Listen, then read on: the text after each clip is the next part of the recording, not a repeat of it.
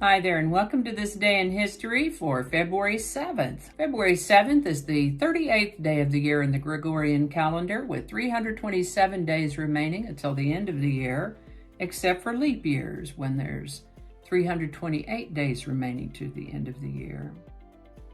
Today's word is amalgam. Amalgam is a noun that means a mixture of diverse elements. If, for example, your school puts together a drug prevention task force of police, doctors, teachers, social workers, and students, that task force is an amalgam of local resources. Amalgam is a combination of two or more unlike things into one, or an alloy of mercury and another metal, usually silver, used by dentists to fill cavities in teeth. Chemists refer to the resulting mercury mixtures as amalgams. The word amalgam comes to us by way of French and Latin from Arabic, amalgam, which means the ointment, and before that from Greek, malagma, which means softening agent. And with that, we're going to start in the year 1775, when Benjamin Franklin published an imaginary speech in defense of American courage. The strongest of a series of earthquakes struck New Madrid, Missouri, or they might pronounce it New Madrid in that area, Missouri, on February 7th, 1812. This one was so dramatic that it caused what is called a fluvial tsunami. Now, the worst quake is thought to have been about an 8.6 magnitude quake. That is pretty severe. Fortunately, the area was not heavily populated in that time, didn't have a lot of multi-story buildings, so that helped keep the death toll relatively low. But back to that fluvial tsunami, though.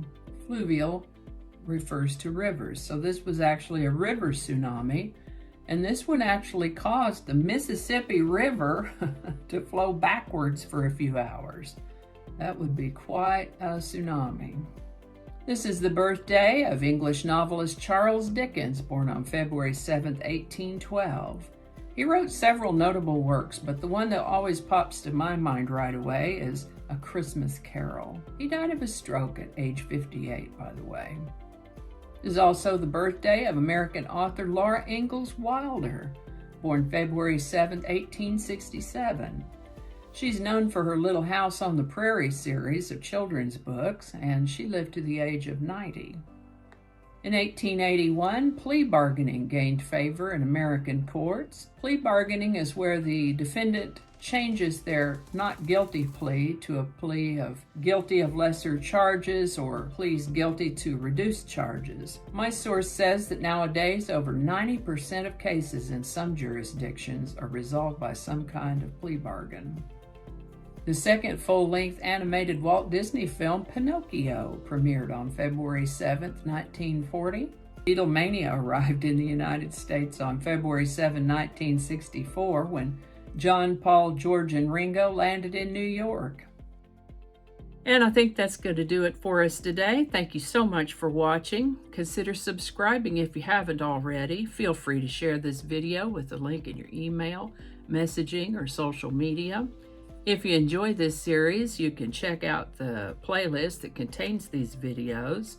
I'll put a link to that in the description. That description lives on YouTube, so for other platforms, I'll include a link to my blog page that is called No Really. You can also find me on Rumble, Parler, BitChute, and Getter. All those links in that description. Alrighty, that's all I can think of right now. Thanks again, and I'll see you next time.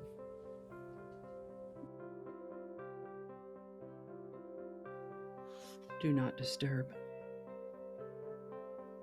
Okay, I turned Do Not Disturb on. Good job. January 2nd, the 16th. It's all written in Roman numerals, so I had to translate it. Hopefully I got that pronunciation close. Yeah, Annie's ready to go. Flinging happiness all over the place.